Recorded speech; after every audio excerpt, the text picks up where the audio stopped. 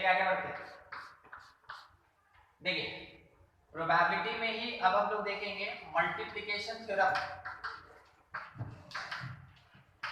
Multiplication theorem of probability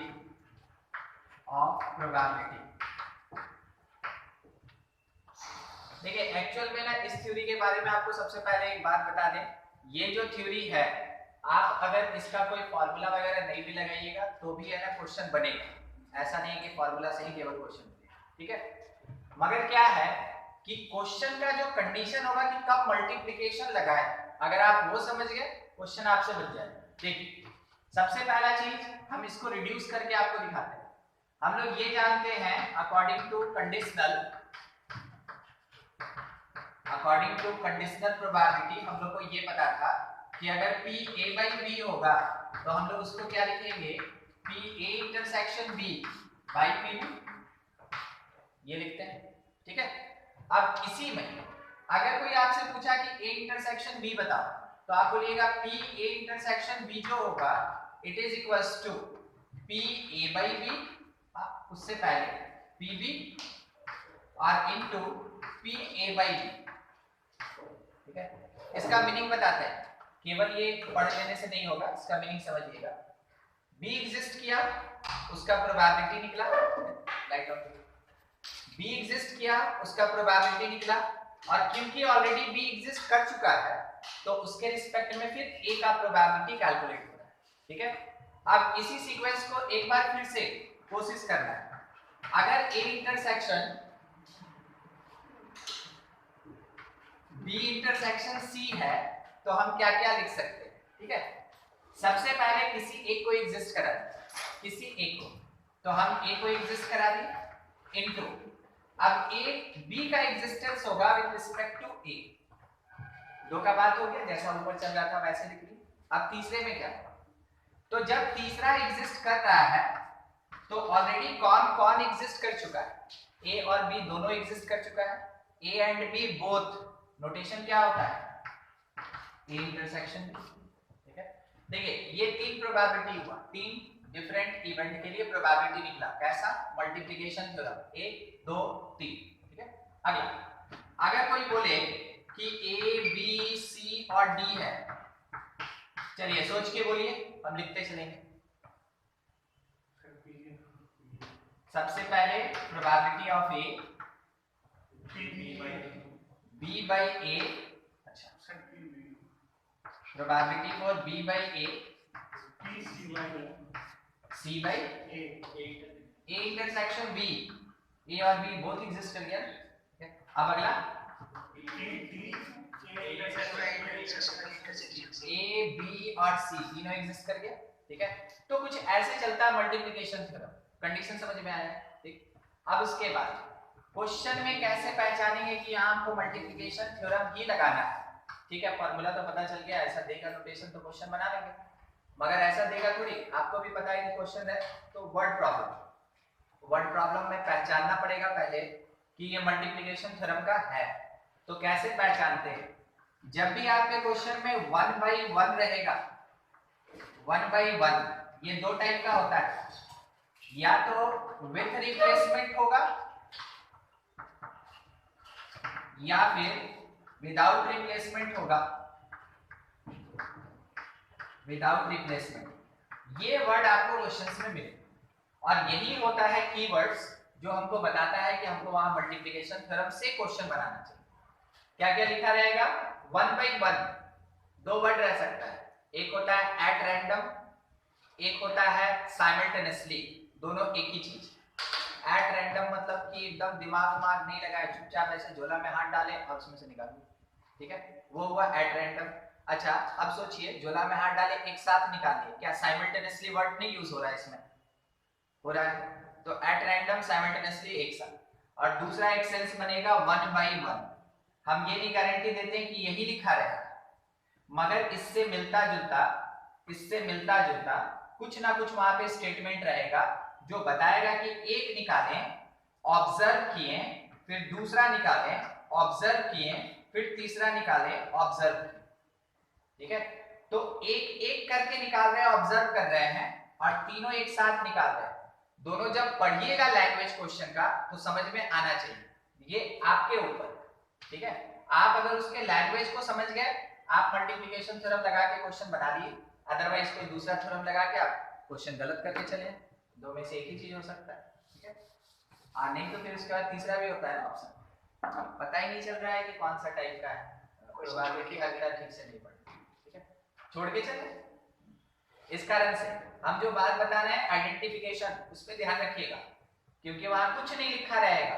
probability में बहुत सारा टॉपिक, मगर जो क्वेश्चन लिखा उसमें तो लास्ट में लिखा रहेगा फाइंड प्रोबेबिलिटी, तो कैसे पता चलेगा कौन से टॉपिक का, तो उसके अंदर का स्टेटमेंट बताता है। ये सब नोटेशन दिया हुआ रह सकता है मगर ज्यादातर नहीं रहता है। आप क्वेश्चन देखें, ऐसा नहीं कि आप पहली बार प्रोबेबिलिटी फेस कर, ठीक है। तो आपको पता है कि प्रोबेबिलिटी 11 में भी पढ़े हैं, वहां पे वर्ड प्रॉब्लम जैसे रहता था ये सब कम ही रहता था, वैसे ही रहेगा क्वेश्चन। अब देखिए क्वेश्चन में क्या बोला, क्वेश्चन में बोला कि if event exist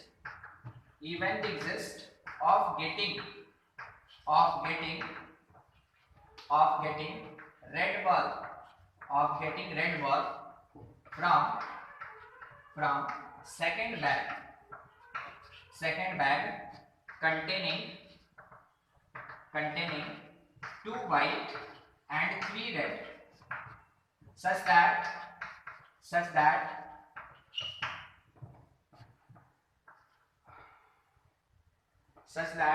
one ball is transferred from bag A, bag first to second as first bag contain 5 white and 4 red balls। देखिए क्या, if event exist of getting red ball from second bag, ठीक है, ये बता दिया कि second bag में से हमको क्या करना है, रेड बॉल निकालना है। जबकि क्या हो रहा है, जो कंटेन कर रहा है 2 वाइट और 3 रेड, जबकि उससे पहले फर्स्ट बैग में से एक बॉल निकाल के सेकेंड में डाला गया, ठीक है। और फर्स्ट बैग कितना बॉल कंटेन कर रहा है, 5 वाइट एंड 4 रेड। क्या यहाँ पे 1 by 1 करके कुछ है,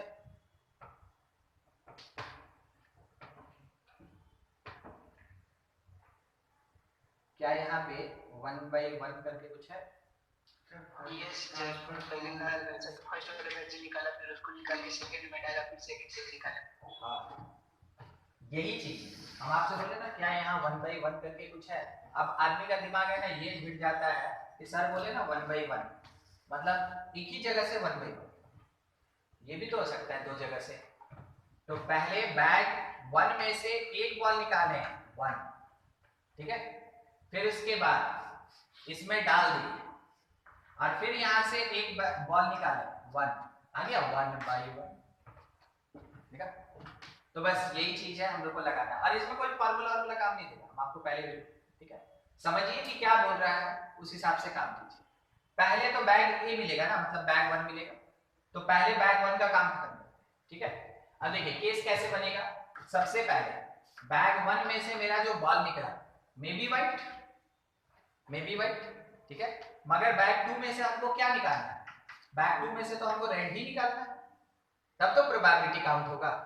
अगर मान ले रहे हैं व्हाइट निकल जाएगा तो बोलेंगे चलो फिस हो गया, ठीक है, मिस हो गया, ठीक है। मतलब कि सेकंड बैग में से व्हाइट आएगा तो उसका कोई काउंटिंग नहीं, केवल किसका काउंटिंग है, जब सेकंड बैग में से रेड निकलेगा, ठीक। और दूसरा केस क्या हो सकता है कि फर्स्ट बैग में से रेड निकला और दूसरे बैग में से तो हमको रेड निकालना ही निकालना है, ठीक है। यही 2 केस बनेगा, और जब भी केसेस बनता है तो वो ऐड होता है कि मल्टीप्लाई होता है, ऐड केसेस बनता है ना, तो या तो फर्स्ट या सेकंड, यही ना, सोच के देखिए, पहले बैग में से बॉल निकालें तो या तो व्हाइट निकलेगा या फिर रेड निकलेगा, या ना जिसको इंग्लिश में और कहते हैं वो, उसका मतलब क्या होता है, एडिशन, उसका मतलब एडिशन। केसेस बनेगा तो हमेशा उसको ऐड करें, एक केस में जितना टर्म आएगा उसको मल्टीप्लाई करें, ठीक है। तो एक केस में जितना टर्म आया, आप अभी क्या देखेंगे, बैग 1 में से एक बॉल निकाले ठीक है। अब फिर बैग 2 में से एक बॉल निकालें, तो मल्टीप्लिकेशन यहां लग रहा है 1 by 1, ठीक। तो यहां पे मल्टीप्लाई होगा, यहां भी मल्टीप्लाई होगा, मगर ये जो केस 1 और 2 है, सॉरी केस 1 और 2 है, ये दोनों क्या होगा, ऐड हो जाएगा, समझे। अब देखिए इसमें फर्स्ट बैग में से व्हाइट निकालने का क्या प्रोबेबिलिटी, फर्स्ट बैग में से व्हाइट निकालने का क्या प्रोबेबिलिटी, 5/9 5/9, एकदम सही आ गया, 5/9। मतलब जगह की कमी के कारण हम यहाँ नहीं लिखे हैं प्रोबेबिलिटी, समझ गए ना, प्रोबेबिलिटी वही। अच्छा, अब अगर आप व्हाइट ट्रांसफर कीजिएगा बैग 2 में, तो रेड का क्वांटिटी बढ़ा या व्हाइट का बढ़ा, व्हाइट का बढ़ा, तो रेड मेरे पास कितना है 3, तो मेरा नंबर ऑफ इवेंट तो 3 ही रहेगा, मगर सैंपल स्पेस क्या होगा, चेंज, एक बॉल तो बढ़ गया, एक बॉल तो बढ़ गया, होना चाहिए था कितना 5 और हो गया कितना 6। Sir 500 ball sir, high ball है वाइट बॉल बेस्ट में, तो सर 500 ना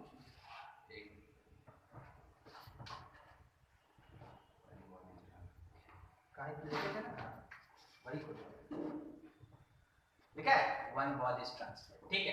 किसी को दिक्कत इन दोनों केसेस में? अब इसका अपने से बताइए, बैग 1 में से रेड निकला, क्या प्रोबेबिलिटी, बैग 1 में से रेड निकला था, तो 4/9, 4/9। क्या इसके नंबर ऑफ इवेंट पे इफेक्ट पड़ेगा, हाँ एक रेड बढ़ गया, ठीक है, तो वो 3 से 4 हो गया, और टोटल बॉल 6 भी एक बढ़ गया, तो 6 हो गया। यानी कि जब आप टोटल प्रोबेबिलिटी निकालिएगा ऑफ दिस कंडीशन, यानी probability of this event, that is equals to 5/9 multiplied by 3/6, जो भी है बाद में सॉल्व कर लेंगे हम लोग, मल्टीप्लाइड 3/6, और इसके साथ एडिशन में क्या चलेगा मेरे पास 4/9 मल्टीप्लाइड बाय 4/6। आप इसको सॉल्व कर ले, जो आना होगा वो अपना आंसर होगा, कितना आएगा 16 और 15 कितना होता है 31 bye,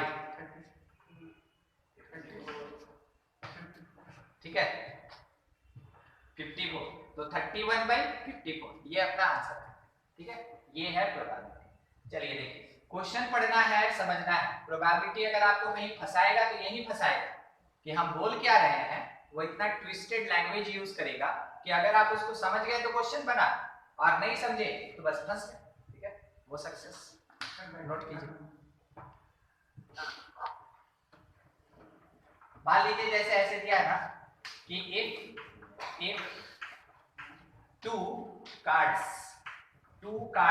are drawn one by one, two cards are drawn one by one from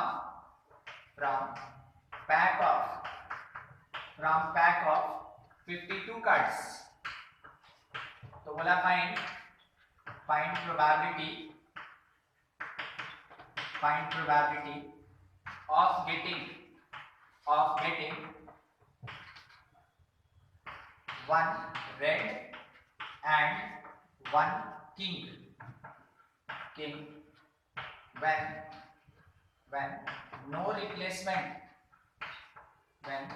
no replacement of cards after observing it। देखिए क्वेश्चन में क्या बोलता है, पैक ऑफ 52 कार्ड्स, उसमें से एक एक करके कितना कार्ड निकालेंगे 2, तो देखिए ये क्लियर कर दिया ना 1 by 1, ठीक है, 2 कार्ड निकाल रहे हैं। अब उसमें प्रोबेबिलिटी फाइंड करने बोला किसका, एक रेड का और एक किंग का, ध्यान रखिएगा दोनों में कुछ कॉमन भी होता है, ठीक है, एक रेड का और एक किंग का, जबकि कार्ड्स का रिप्लेसमेंट नहीं होता, यानी निकाल लिए तो वापस उसको रखेंगे नहीं, फिर दूसरा कार्ड निकालेंगे उसमें से, ठीक है, तो इसके कारण क्या होगा, जो 52 हुआ करता था वो घट जाएगा, ठीक है, वो घट जाएगा। अब आपको अगर सीक्वेंस दिया है सबसे पहले रेड का, तो आपको रेड ही चाहिए, और उसके बाद आप किसको लेंगे, एक किंग, या हम उल्टा कर सकते हैं, पहले एक रेड निकाल ले फिर एक किंग, या पहले एक किंग निकाल ले फिर एक रेड, नहीं चलेगा, पहले रेड निकाल, जमेला वाला बात है, ध्यान रखिएगा, अगर मान लीजिए जो किंग निकला, किंग इज रेड, पहला केस किंग इज रेड, ठीक है, रेड किंग पे ही हम बात कर रहे हैं, किंग रेड है। तो एक किंग, अगर हम रेड किंग होता कितना है, 2, उसमें से एक किंग निकालेंगे 2 में से, और उसके बाद टोटल सैंपल स्पेस कितना 52C1, यानी 52 हो जाएगा मल्टीप्लाइड बाय।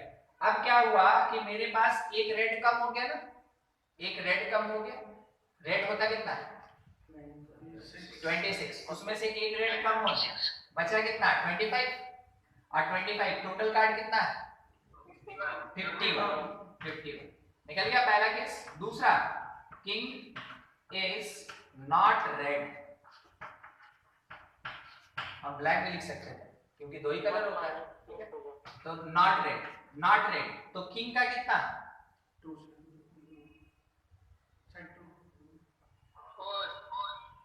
सर रेड नहीं हो सकता, तो 4 आइदर और 4 होगा ना, 4 होगा, ठीक है, 4 होगा ना। इस बार तो हम ब्लैक भी ले सकते हैं, रेड भी ले सकते हैं, सही।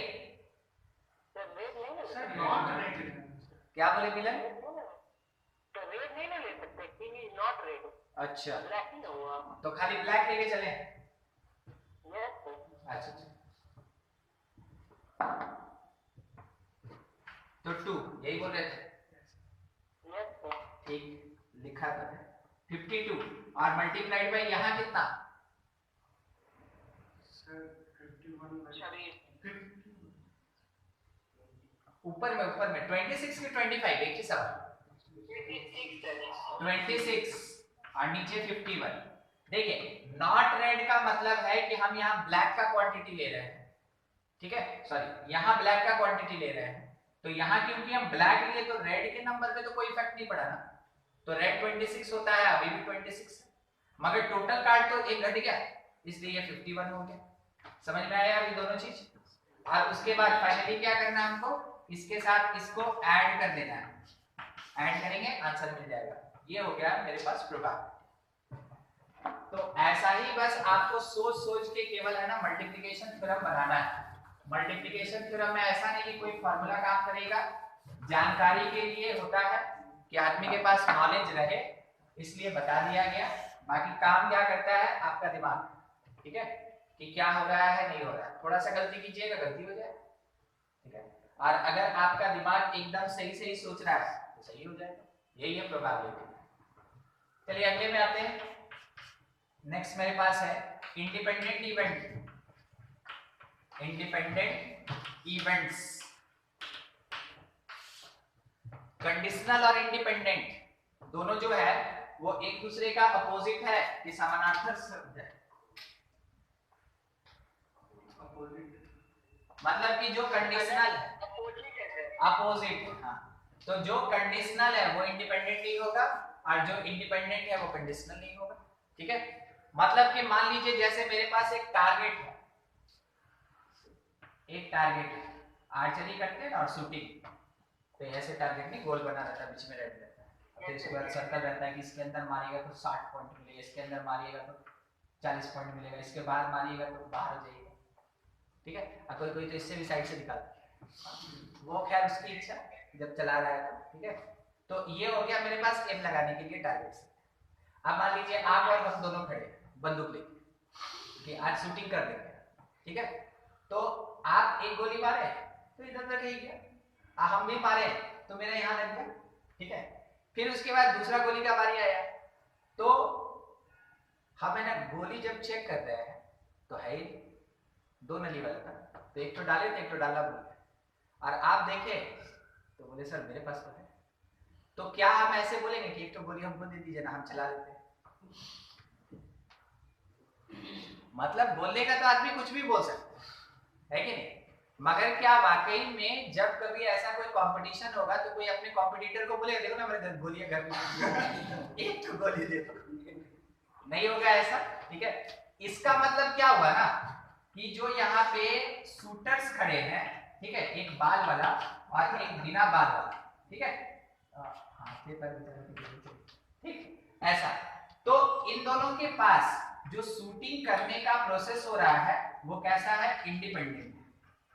समझिएगा, क्वेश्चन आइडेंटिफाई कैसे करते हैं वही समझा रहे हैं, ठीक। तो ये जब शूटिंग कर रहा है तो ये दोनों कैसा, इंडिपेंडेंट ही है। अब मान लीजिए किसी एक कंपनी में एक पोस्ट खाली है जॉब के, 2 आदमी गया एग्जामिनेशन देने, तो दोनों को क्या किया, एक रूम में बिठा दिया। बताइए तो क्या दोनों चोरी करेगा? No sir. कंपटीशन है, एक पोस्ट है और हम लोग 2 कॉम्पिटिटर, चाहे कितने भी सगे दोस्त रहे, भाई तो छोड़िए दोस्त, ठीक है। तो क्योंकि भाई का तो पैसा एक ही घर में जाएगा तो कर ही लेगा, ठीक है। तो सगे दोस्त रहे, कभी किसी को नहीं बताए, इसका मतलब कभी किसी को नहीं बताएंगे तो कोई बातचीत नहीं हुआ, मतलब कोई कॉमन पार्ट नहीं निकला, कोई कॉमन पार्ट नहीं निकला, इसका मतलब कैसा, इंडिपेंडेंट, ठीक है। अच्छा, ये 2 जगह हो गया। मान लीजिए जैसे अगर कोई एक कॉइन और इसके साथ में अगर एक डाइस फेंका गया, बोलिए तो इंडिपेंडेंट इंडिपेंडेंट कैसे पता चल गया? कॉइन का 2 ही पार्ट होता है, हेड और टेल। आज तक हम डाइस नहीं देखे जिसमें हेड और टेल होता है, ठीक है। मान ले रहे हैं कस्टमाइज कर दिए, वो बात अलग है। स्पेशल केस पे हमको बात ही नहीं करना है, क्योंकि स्पेशल केस तो अपने हाथ में चीज होता है, तो स्पेशल केस पे बात नहीं करना है, यहाँ सोनी फिल्म नहीं चल रहा है, ठीक है। तो कॉइन में हेड और टेल होगा और यहाँ पे डाइस में क्या होगा, 1 से लेके 6 तक। अगर कभी इन दोनों को फेंकेगा, इन दोनों को एक साथ अगर ड्रॉप किया गया, टॉस किया गया, तो आपको जैसे ये दोनों का नाम दिखा ना, मतलब क्वेश्चन कौन से टॉपिक का है, क्वेश्चन इंडिपेंडेंट इवेंट का, ठीक है। तो ये सब चीज होता है जो आपको बताता है कि क्वेश्चन में आइडेंटिफाई कैसे करें कि आइडेंटिटी किसका, इंडिपेंडेंट का। अब इसका जो रूल रेगुलेशन है थोड़ा वो बता दें, ठीक है। अकॉर्डिंग टू कंडीशनल, क्योंकि बेसिक तो यही है, अकॉर्डिंग टू कंडीशनल हम लोग ये जानते हैं कि P A इंटरसेक्शन B किसके बराबर होता है, ये P A और into P B by A के बराबर होता है ना, ठीक है, ये चीज। अब यहाँ पे B भी नहीं होगा, उसके ऊपर वाला भी लाइन पढ़ लीजिए, पढ़े तो सुन, ये सर पढ़ रही है, ठीक, आगे बढ़े। P A into P B by A होगा, क्योंकि अभी तक हम कंडीशनल का बात कर रहे हैं, ठीक है। अकॉर्डिंग टू कंडीशनल जब ये चीज आएगा, if B independent, if B independent than A या from A, तो वैसे केस में B does not depends on A, और वैसे केस में B by A जो होगा P के साथ, it will be equals to PB, क्योंकि इसके लिए तो ये कोई मायने ही नहीं रखता है। अगर कोई मायने नहीं रखता है तो ध्यान रखिएगा, अगर कोई इवेंट नहीं भी होता है तो कितने वे से, 1 वे से। प्रोबेबिलिटी का बात नहीं कर रहे, नंबर ऑफ वेज का बात कर रहे हैं, ठीक है। आपको याद होगा कॉम्बिनेशन में NC नॉट, अगर एक भी सिलेक्शन नहीं करते तो वैल्यू कितना होता है, 1, ठीक है, 1। तो वैसे केस में जब आप इसको इग्नोर करेंगे तो ये एक्चुअल में 1 है, खत्म। तो केवल मेरे पास बचा क्या, PB बचा, केवल मेरे पास PB बचा। तो इंडिपेंडेंट के केस में, नॉट डिपेंड्स के केस में PB by A क्या बन जाएगा, PB। तो अब आइए, therefore due to independency PA intersection B किसके equal, it will be equals to PA into PB, PA into PB, ऐसा PA into PB हो जाएगा। बहुत सिंपल सा फॉर्मूला, जहां इंटरसेक्शन है वहां क्या हो जाएगा, मल्टीप्लिकेशन हो जाएगा। बस इसी को बोलते हैं हम लोग इंडिपेंडेंट इवेंट। यानी कि अगर 3 इवेंट दिया ABC, बोलिए क्या होगा, PA into B into C, ठीक है। चलिए, क्वेश्चन लिखने का तो जगह नहीं है, थोड़ा सोचते हैं, सुनते हैं।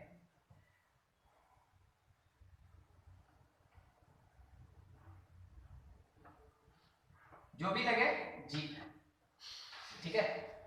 अब इसके ऊपर क्या है कि यहाँ पे बंदूक लगा है और यहाँ पे एक आदमी बैठा हुआ है ऐसे, और गोली चलाएगा, ऑब्वियस सी बात है, बंदूक पे तो गोली चलाएगा, ठीक है। बोला नहीं होता जीप के ऊपर लगाया हुआ रहता इतना बड़ा उसका है ना गोली होता है जो एंटी एयरक्राफ्ट गन कहलाता है ना। मशीन गन तो रैम्बो चला देता है, ठीक है। ये एंटी एयरक्राफ्ट गन है। एंटी एयरक्राफ्ट गन मतलब कि यहाँ पे अगर एरोप्लेन उड़ेगा, ठीक है ना, जिसका विंग्स वगैरह पीछे रहेगा, आगे नहीं रहेगा, ठीक, तो इसको ये मार गिराएगा, ठीक, ऐसा है। ये है एंटी एयरक्राफ्ट मतलब शॉर्टकट का एरोप्लेन है, ठीक है, बाकी तो आप जान ही रहे हैं। ये एंटी एयरक्राफ्ट गन है। अब होगा क्या कि इसके रोटेशन का एक डिग्री होता है ना, ऐसा तो नहीं कि आप इसको 360 पे घुमा देंगे, उसके लिए गाड़ी थोड़ा घुमाना पड़ेगा, ठीक है। तो गाड़ी घुमाना पड़ेगा, तो मान लीजिए जैसे कि इसके रोटेशन का एक एंगल कुछ सेट है, इसके रोटेशन का एक एंगल कुछ सेट, ठीक है। अब एयरक्राफ्ट अगर यहां रहेगा तो इसका गोली जो है क्या इसको जाके लगेगा? फालतू नहीं लगेगा। फालतू यहां इंटर किया, अब जाके गोली मारेगा तो गिर भी सकता है। और अगर इसके पार हो गया, ठीक है, तो क्या गोली फिर से लगेगा? नहीं। अब इधर जा रहा है, इधर गोली चला रहा है, लग थोड़ी जाएगा, वैसा थोड़ी है कि हीट सीकिंग डिवाइस लगा होगा उसमें। तो यहां से यहां तक के बीच में अगर एयरक्राफ्ट आया तो वो मार के गिरा। अब ये भी समझिए कि गोली जब चलता है तो सुनिएगा डग डग डग डग आवाज करता है। थोड़ा सा साइलेंसर लगा के बात बोले, ठीक है, ऐसा आवाज करता है। आप पता नहीं मेरे इंटरवल को सुने कि नहीं सुने। ये जो चीज हुआ ना 4 बार, ठीक है, इसमें लगभग है ना 2 सेकंड का टाइम, और 2 सेकंड इसके लिए बहुत ज्यादा होता है यहां से यहां पार कर जाए। तो हुआ क्या कि जितनी देर में ये उसके रेंज से बाहर होगा उतनी बार में ये 4 बार गोली चला देगा, ठीक है। जब ये इसके रेंज से बाहर रहेगा तो रेंज के अंदर रहेगा, जब ये इसके रेंज के अंदर रहेगा तो ये 4 बार गोली चला देगा। क्वेश्चन क्लियर है? तो अब आपसे ये पूछा जाएगा कि बताइए probability such that bullet hit the aeroplane या एयरक्राफ्ट। तो जब ये इसके बीच में रहेगा तभी ना आप कैलकुलेशन कीजिएगा, इसके बाहर और इधर साइड में तो नहीं कैलकुलेशन कीजिएगा। तो आपको कितनी बार प्रोबेबिलिटी निकालना पड़ेगा? 4 बार, ठीक है, 4 बार। अब सोचिए इस गोली को क्या इससे कोई लेना देना है कि अरे तुम तो मार ही दिया, अब हम क्या करते, बीच में गिर जाते हैं, नहीं ना, ठीक है। तो सब केस कैसा है? इंडिपेंडेंट, सब इंडिपेंडेंट। अपीयरेंस बता रहे हैं इस वर्ड का कि कहां ये लग सकता है।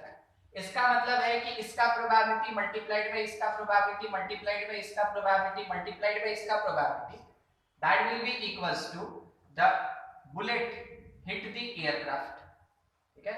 तो सब का प्रोबेबिलिटी हमको क्या करना है? मल्टीप्लाई करना होगा। उसमें से अगर एक भी गोली लग गया, कम से कम एक गोली लग गया, तो एयरक्राफ्ट क्या होगा? जमीन पे गिर जाएगा, फिर उसके बाद उसको डूब जाएगा। तो ये जो केस होता है ना, ये केस एक्चुअल में होता है इंडिपेंडेंट इवेंट्स, ठीक है। तो देखिए अभी हम इस पे क्वेश्चन करेंगे, जो हमको समझाना था उतना हम समझा दिए, थोड़ा लिखेंगे ना प्रोबेबिलिटी तब जाके कुछ होगा। नोट कीजिए इसको पहले।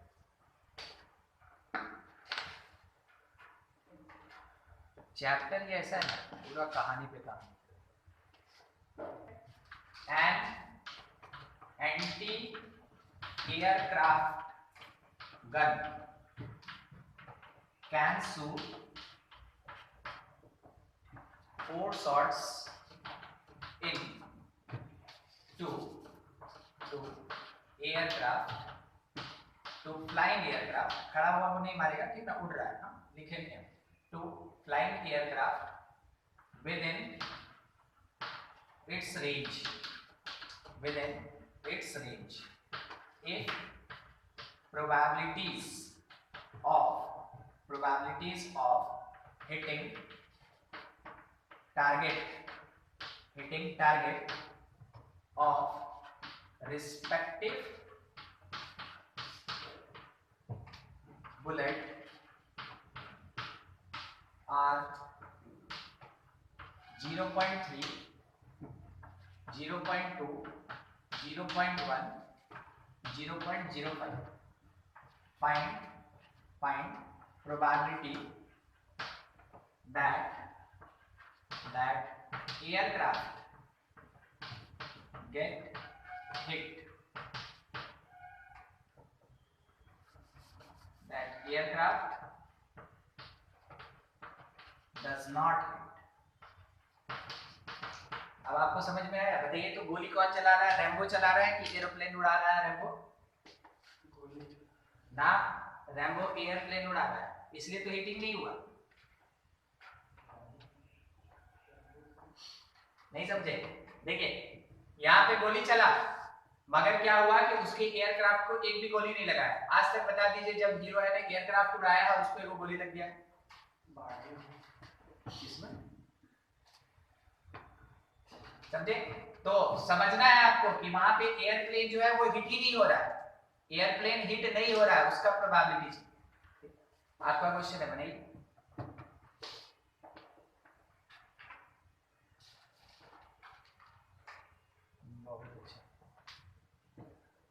देखिए सबसे पहले PA इसका मतलब क्या होगा? Probability to hit the target, probability to hit the target और probability of A that is equals to, अगर हम बोले बुलेट 1, बुलेट 2, बुलेट 3, बुलेट 4, अपने आप को हमेशा प्रोबेबिलिटी ऐसे ही समझाया कीजिए, समझे? अगर जैसे है ना आप जनरल अलजेब्रा बनाते हैं वैसे प्रोबेबिलिटी को ट्रीट कीजिएगा, ये आपके दिमाग में घुसेगा ही। अब यहाँ पे मेरे पास आया 0.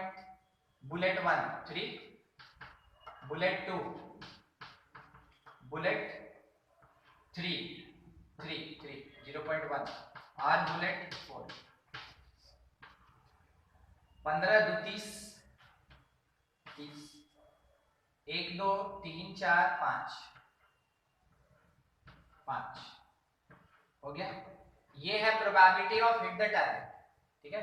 ये प्रोबेबिलिटी है जबकि उसको हिट किया जाए, ये उसका प्रोबेबिलिटी। चलिए अब उसके बाद नॉट हिटिंग, नॉट हिटिंग इसका मतलब प्रोबेबिलिटी ऑफ A बार, ठीक है?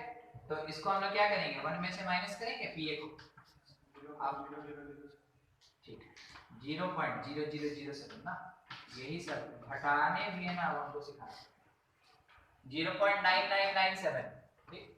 तो not hit the target 1 minus hit the target, तो जब आप 1 में से इसको सब्ट्रैक्ट करेंगे इट इज 9997, ये है तो 0.9997 ये मेरे क्वेश्चन का आंसर है जो हमसे पूछा गया, ठीक है?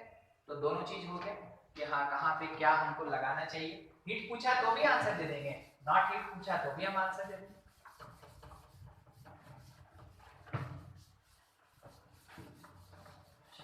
आगे एक और क्वेश्चन है, क्वेश्चन ये है इफ 3 हॉर्सेस, क्या नाम था उसका, ABC, ठीक है? इफ 3 हॉर्सेस नाम है ABC, हाँ ABC having odds in favor as 1/3, 2:3 और 5:4, तो बोला find probability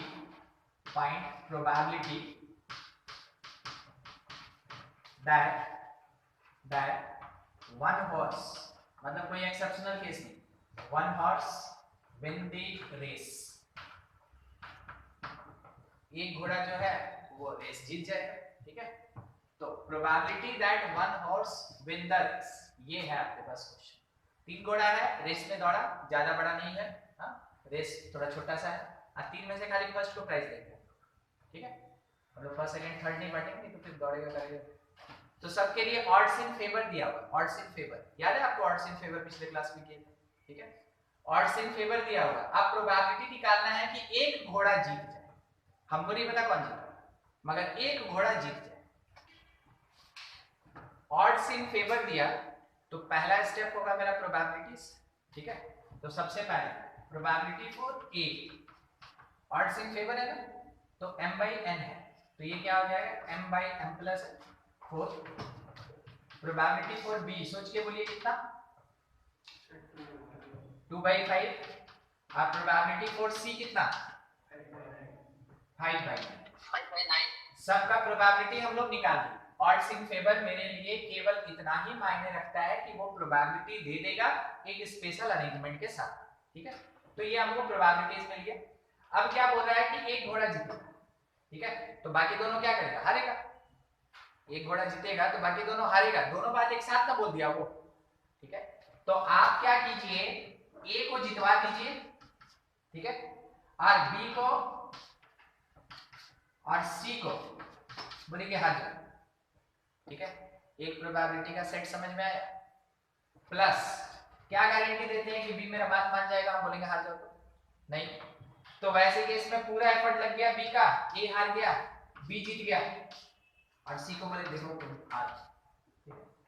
फिर इसके बाद आप भी समझ रहे हैं कि सी भी है ना, थोड़ा धोखेबाजी कर सकता है, तो ए हारा और बी भी हार गया, और इस बार कौन जीत गया, सी। हम नहीं कंफर्म है कि कौन जीतेगा, इसलिए हम तीनों को एक एक बारी में जितवा दिए। मे भी हो सकता है ए जीते, या फिर बी यहाँ पे है ना जीत जाएगा, या फिर सी जीत जाएगा। तीनों केस लेना है हमको, हर नजर से सोचना है, ठीक है। अब ये आया मेरे पास प्रोबेबिलिटी जो पूछा है, जो पूछा है एक्चुअल डिस्क्रिप्शन उसका ये, ठीक है। और इसको अगर नोटेशनल फॉर्म में लिखना है तो उसको ऐसे लिखा जाता है, A winner is not B not C. तो इसी का ना, क्योंकि इंडिपेंडेंट है, घोड़ा है अपने चार पैर से दौड़ रहा है, उसको ना दूसरे के एक पैर और दो पैर से क्या लेना है, या लंगी उंगी तो मारेगा नहीं, ठीक है, घोड़ा है।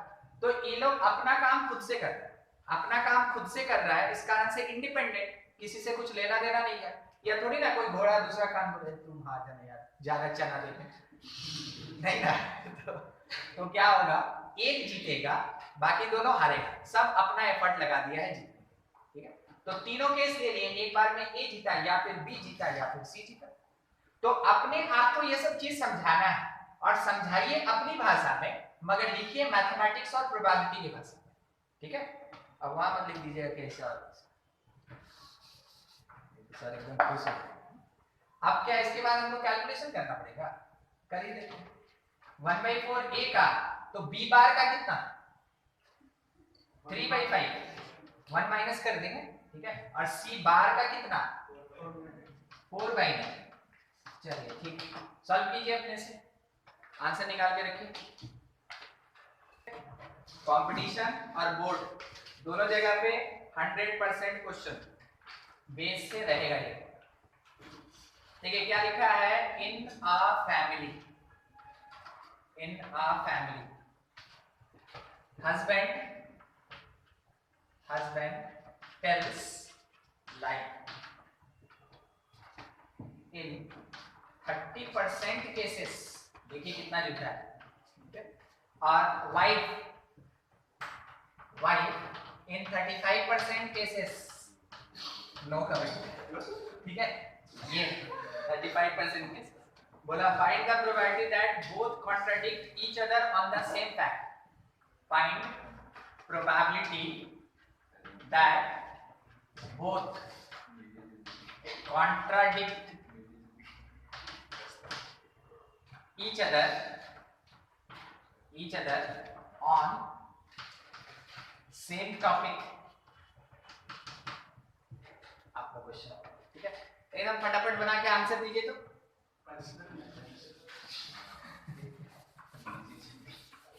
हम लोग का लाभ है,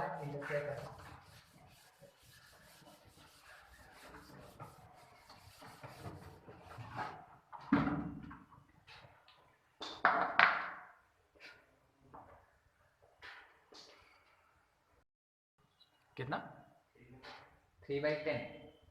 चलिए एक आंसर आ गया 3/10, और किसी का आंसर आया, हम रुक गए।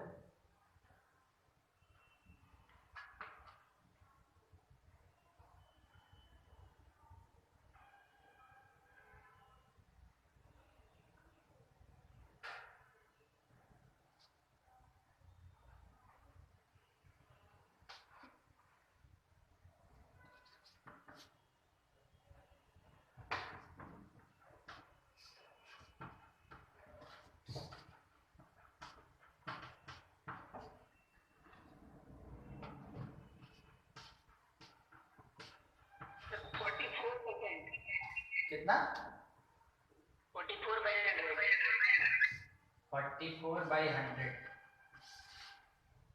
और appeared for 2 vacancies. 2 vacancies.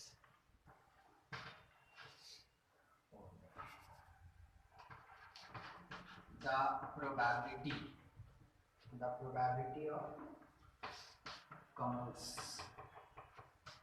selection is 1/3 and of Monica is 1/5. बोला फाइंड प्रोबेबिलिटी। इतना लैंग्वेज इसीलिए लिख रहे हैं क्योंकि इससे लैंग्वेज से ही है ना क्वेश्चन जो है घूमता है। Find probability. ए नंबर में क्या बोला? Both of them will be selected. Both of them will selected. और किसी का आंसर आ जाएगा तो आप अपना आंसर दे दीजिएगा। वो फर्स्ट क्वेश्चन का नन सेलेक्टेड। सी है एट लीस्ट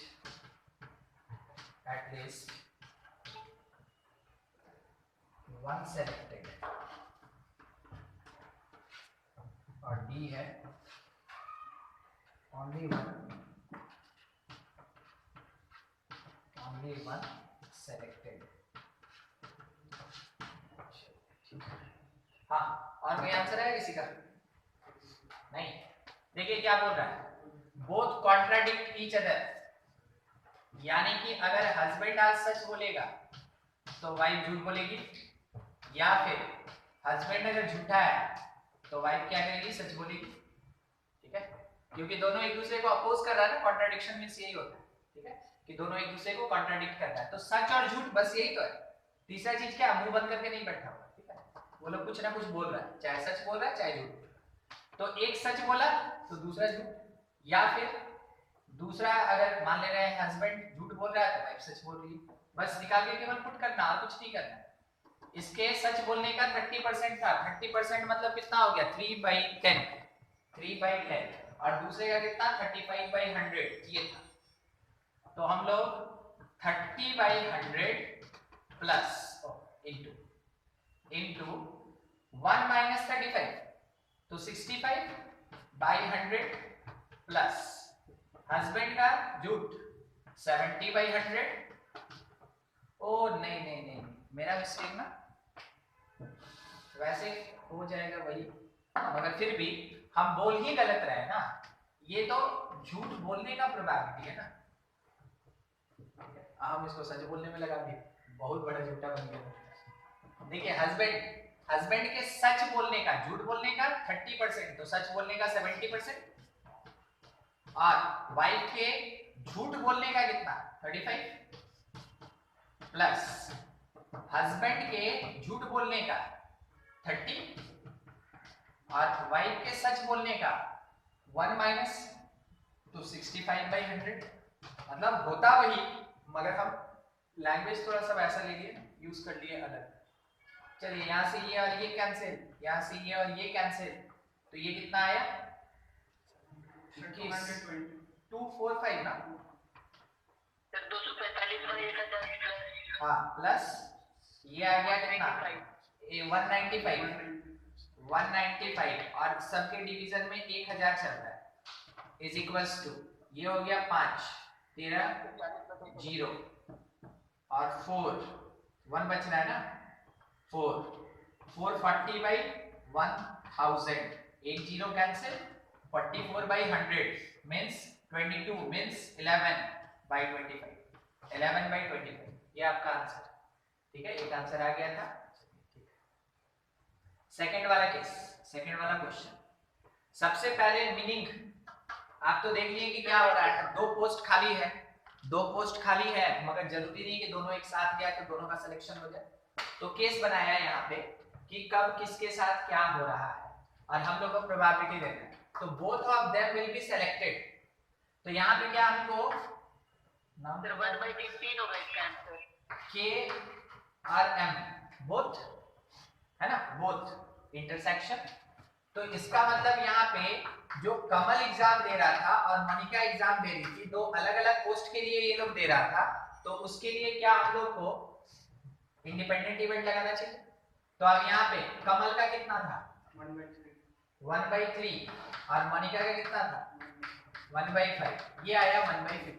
अच्छा, नॉन सेलेक्टेड, ना तो ये ना ही वो, दोनों में से किसी का सिलेक्शन नहीं हुआ, तो नॉट एंड नॉट, ना इसका हुआ और ना इसका हुआ, ठीक है। तो यहाँ पे p के बाद r multiplied by p m बार, सही है, पूछ रहे हैं बस, सही है। 1 में से माइनस किए कितना हो गया 2/3, 1 में से माइनस किए कितना होगा, कुल मिला के हम लोग को कितना मिला 8/15, ठीक है। अब हम आपसे एक चीज पूछना चाहते हैं, अगर दोनों सेलेक्ट हुआ तो 1/15, 1 में से माइनस करेंगे 1/15, तो क्या नन का नहीं केस निकलेगा, पूछ रहे हैं बस, पूछ रहे हैं। नहीं मिलेगा सर, नहीं मिलेगा, क्यों नहीं मिलेगा, सर जो बोथ सेलेक्टेड वो भी तो आएगा इसमें। हाँ,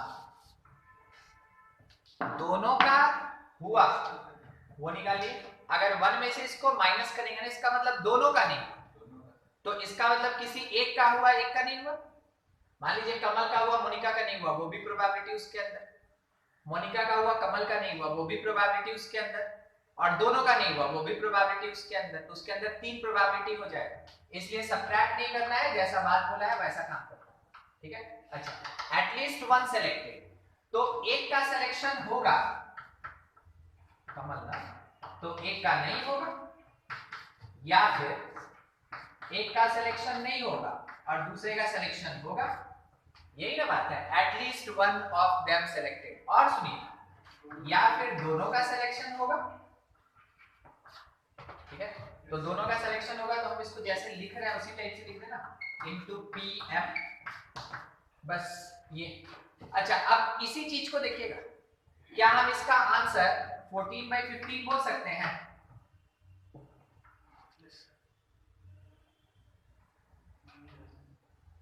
कोई कोई थोड़ा चिंता में होगा कि सर अभी तक कुछ लिखे उखे नहीं, कैसे का आंसर यहां से आया, दोनों सेलेक्टेड नहीं होगा, बस उसी को ना, सॉरी दोनों सेलेक्टेड होगा, इसी को ना हम लोग को हटाना था या लेना था, तो बोला एटलीस्ट 1 ऑफ देम सेलेक्टेड, क्या सही है। यस सर, हम एक बात बोले, हमको नहीं पता है,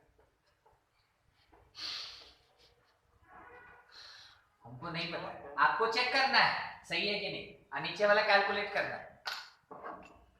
हम आपको अभी बोल रहे हैं थर्ड में हमको नहीं पता है, और नन सेलेक्टेड आपको निकालना है, ओनली 1 सेलेक्टेड आपको निकालना है। सर ओनली 1 सेलेक्टेड का 7/15 होगा, चलिए ठीक है, और 1 सेलेक्टेड मतलब लास्ट वाला का होगा 6/15, 6/15, बी वाला का तो 8/15 होगा, सी किसका वाला है? का 7/15 होगा, वो तो बात है।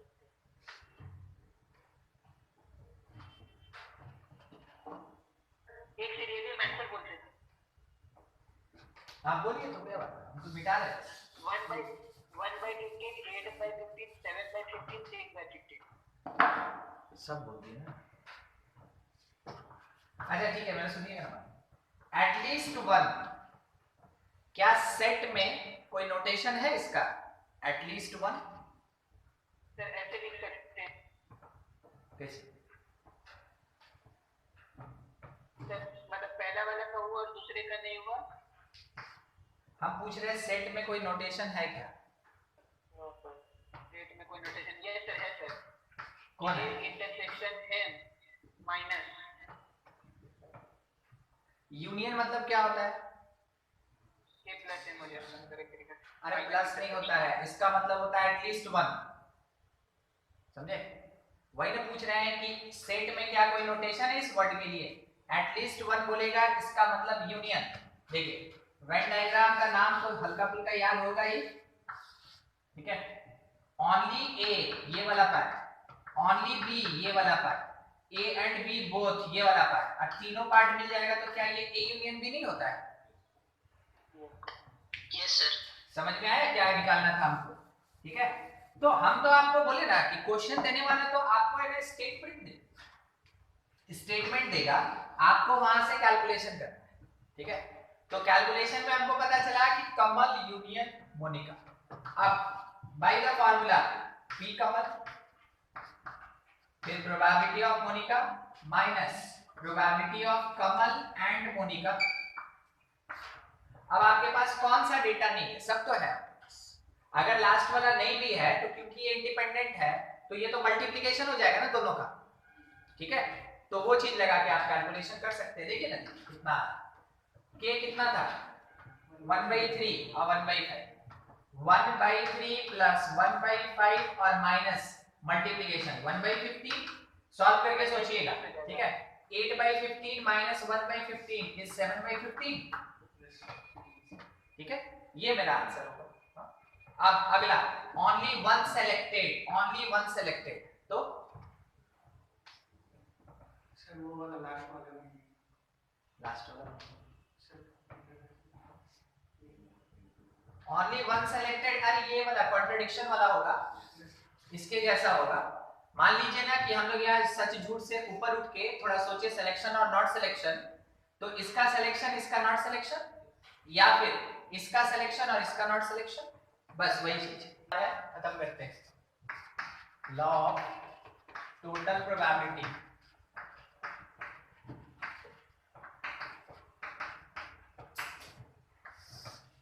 टोटल प्रोबेबिलिटी जब कभी भी कैलकुलेट होगा तो एक कॉमन से इवेंट का होगा। अच्छा, कॉमन इवेंट हम कैसे आइडेंटिफाई करेंगे? मान लीजिए मेरे पास है ना 4 बैग है, 1 2 3 4 बैग है, इसमें 2 रेड है और 3 वाइट है, इसमें 1 रेड है और 5 वाइट है, इसमें 4 रेड है 4 वाइट है, इसमें 2 रेड है और 4 वाइट है, समझे? 4 बैग। अब क्या हुआ कि हम पहले ही अरेंजमेंट देख के आ गए थे। अब क्या हुआ कि हम जैसे बाहर निकले फिर उसके बाद घुसे तो देखिए एक रेड बॉल नीचे गिरा हुआ है, देखिए एक रेड बॉल नीचे गिरा हुआ है। तो हम एक सवाल आप लोग से पूछें कि बताइए रेड बॉल के नीचे पड़े रहने का क्या प्रोबेबिलिटी है, ठीक है।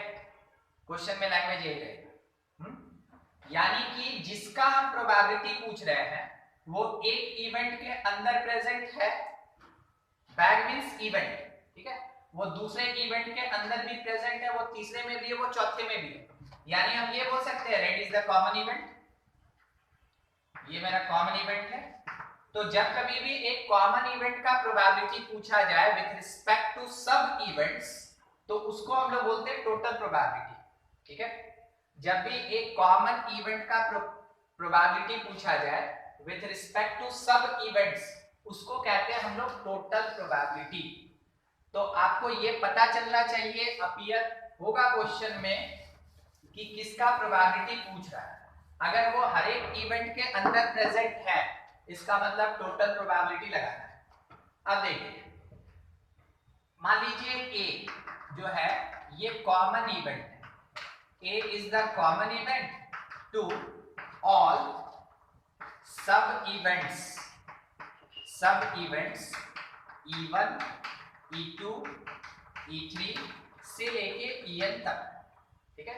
यहां तो थोड़ा आपको ऐसे सोचना है कि बाय द वे अगर कभी अगर हम लोग ऐसे निकालें कि A, तो हम लोग क्या बोलेंगे E1 intersection E2 intersection E3 intersection से लेके इंटरसेक्शन En तक, सही है? ठीक है। अब इसी जगह पे अगर हम आपसे ये पूछे कि S जो है वो E1 union E2 union E3 union E4 union En, तो आप क्या बोलेगा? हाँ कि ना? आप फंस गए।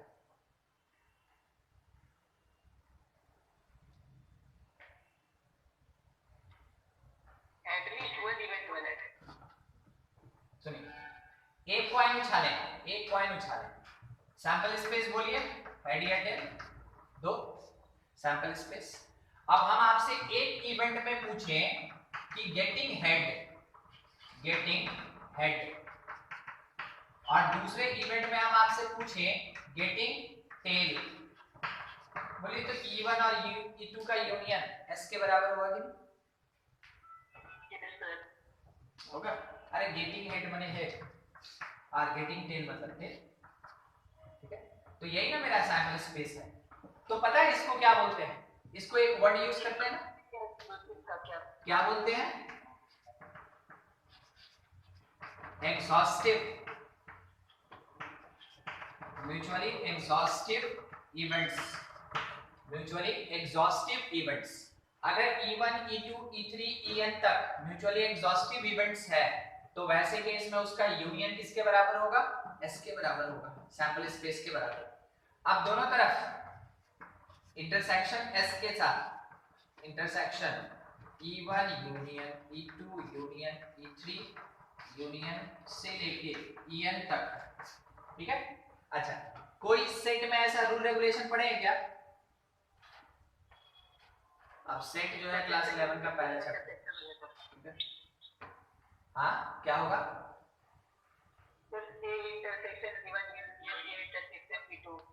उसको डिस्ट्रीब्यूटिव लॉ कहते थे। Yes sir.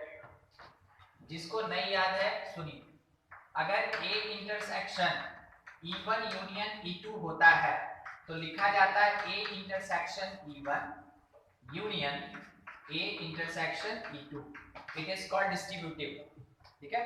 वही डिस्ट्रीब्यूटिव लॉ यहाँ पे आपको लगता हुआ दिख रहा है सारे इवेंट्स के साथ। अब लेफ्ट साइड का बताइए क्या होगा, ए की एस या कुछ और? नहीं पता, ठीक है?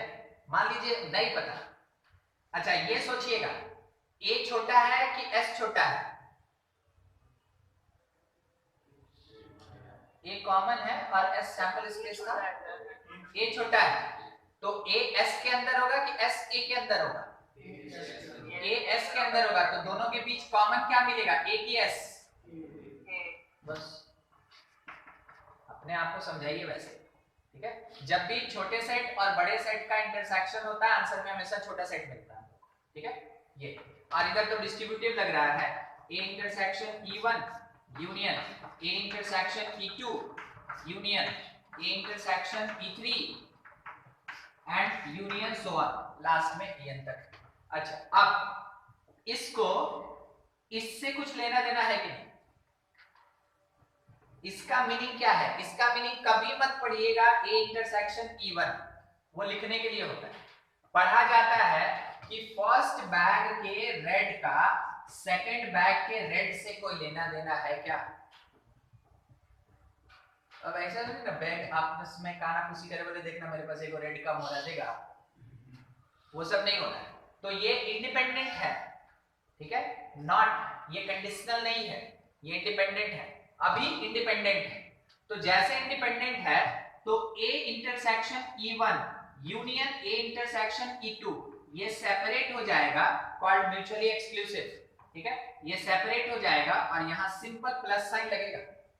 तो देखिए क्या होगा, जब हम प्रोबेबिलिटी अप्लाई किए ऑन इवेंट्स तो यूनियन कन्वर्टेड इनटू एडिशन, ठीक है? प्लस साइन, यानी P A intersection E1 plus P A intersection E2 plus so on P A intersection En। पता है ये क्या है लैंग्वेज में? रेड बॉल गिरा फर्स्ट बैग में से, या फिर रेड बॉल गिरा सेकंड बैग में से, या फिर रेड बॉल गिरा nth बैग में से। तो किसी में से गिरने का जो प्रोबेबिलिटी है उन सबको ऐड करेंगे, जब उन सबको ऐड करेंगे तो ए का टोटल प्रोबेबिलिटी निकलेगा, टोटल प्रोबेबिलिटी निकलेगा। समझिए कॉन्सेप्ट समझिए, ये सब क्या लिखा है वो उतना मायने नहीं रखता है। प्रोबेबिलिटी में ये सब फार्मूला वार्मूला कोई काम नहीं देता है, गिन चुन के 2 4 5 फार्मूला है जो लास्ट में लग जाता है, बाकी कॉन्सेप्ट काम देता है। तो अब आपको अगर कभी भी टोटल प्रोबेबिलिटी का कॉन्सेप्ट दिखा तो डायरेक्ट आपको ये फार्मूला लगाना है, बाकी कुछ नहीं, ठीक है?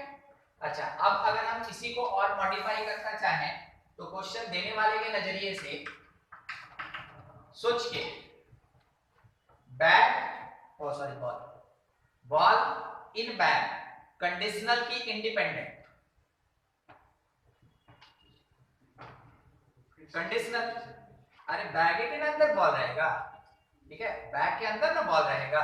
तो ये कंडीशनल, बस इतने का बात कर रहे हैं, ध्यान दीजिएगा, ज्यादा दूर नहीं गए, इतना ही का बात कर रहे हैं। बॉल और बैग कंडीशनल, तो ए इंटरसेक्शन E1 किसके बराबर, PE1 और A/E1 के बराबर, प्लस ए इंटरसेक्शन E2 किसके बराबर, PE2 A/E2 के बराबर, सो ऑन कहां तक, PEN और P A/EN के बराबर, ठीक है।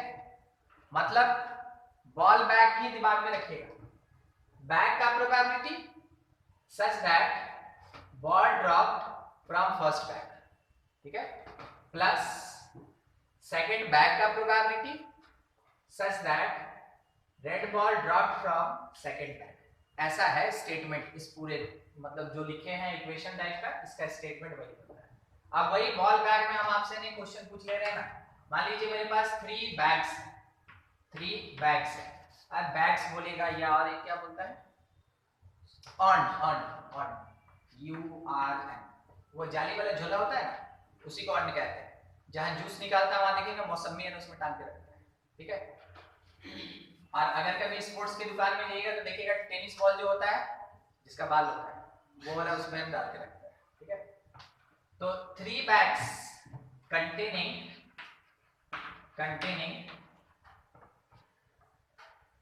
5 white 2 red and 2 white 3 red and 1 white 2 red are equally likely, word का अपना मीनिंग होता है, equally likely if white ball, if ना सीधा थोड़ा छोटा कर देगा, ठीक है, if हटा दीजिए, find probability of getting white ball। हम इसका ना फिजिकल सिग्निफिकेंस आपको समझाते हैं और आप देखे भी हैं, हम आपको बता रहे हैं। देखिए मान लीजिए जैसे आप खाना खरीदने गए किसी दुकान में चावल, ठीक है, तो चावल वाला जो है वो किसी एक बोरे में से निकाल के चावल देने गया, आप बोले नहीं देखिए ना उसमें बहुत कम है, हमको लगता है गंदा होता है, दूसरा वाला में से दीजिए। तो वो पहले बैग में से नहीं निकाला, वो क्या किया, दूसरे बैग में से निकाला। तो जैसे आप उसको टच करने की, आप बोले नहीं ये फटा हुआ है, इसमें चूहा घुसा हुआ, ठीक है, आप उनको तीसरे बैग में से दीजिए, ठीक। तो मिलेगा तो चावल ना, मिलेगा वही कॉमन पार्ट, मगर आप बैग बदल रहे हैं, तो चावल निकालने का क्या प्रोबेबिलिटी होगा, it is the concept of total probability, ठीक है। तो आपको वही काम यहाँ पे करना है। अब देखिए आप यहाँ पे बोले कि वो बैग में से मत दीजिए, इसमें से दीजिए, नहीं तो इसमें दीजिए, क्या वो आदमी आनाकानी करता है, ऐसे मतलब क्या, नहीं, उसके पास उतना समय नहीं रहता, वो बोलता है अच्छा ठीक है, आपको जो बैग पसंद है, जो सुंदर लग रहा है, आप उसी में से बोलिए, चावल निकाल के दे देंगे, आप जाइएगा उठा के इसमें से उसमें डाल देंगे, ठीक है। ये तो वहां पे एक वर्ड आया कि वो देना चाहता है, किसी में से भी ले लीजिए आप, हमको उससे कोई मतलब नहीं, ठीक है, आप किसी में से भी ले लीजिए, ऐसा नहीं। हाँ अगर आप उसको बोलिएगा कि नहीं बोरा खोल के दीजिए नया, तो कोई होता है जो बोलेगा कि नहीं ऐसे कैसे, पहले खत्म होगा तब उसके बाद, ठीक है। तो यहाँ पे जब खुला हुआ है तो then these events are equally likely, और इक्वली लाइकली का मतलब क्या होता है कि probability of bag 1 is equals to probability of bag 2 is equals to probability of bag 3, और सब का सब 1/3, समझे।